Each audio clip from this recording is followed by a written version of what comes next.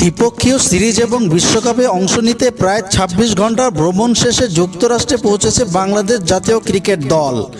আজ শুক্রবার বাংলাদেশ সময় ভোর ৪:২০ যুক্তরাষ্ট্রে ল্যান্ড করে টাইগারদের বহনকারী বিমানটি।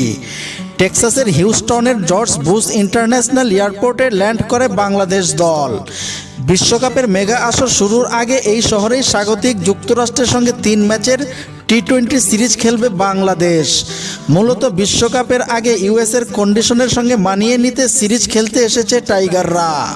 ২১ মে ৩ ম্যাচের সিরিজের প্রথম ম্যাচে মুখোমুখি হবে যুক্তরাষ্ট্র বাংলাদেশ। ২৩ ও ২৫ মে অনুষ্ঠিত হবে বাকি দুটি ম্যাচ।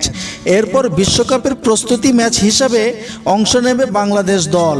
নিজেদের প্রথম প্রস্তুতি ম্যাচ খেলবে এই স্বাগতিক যুক্তরাষ্ট্রের বিপক্ষেই।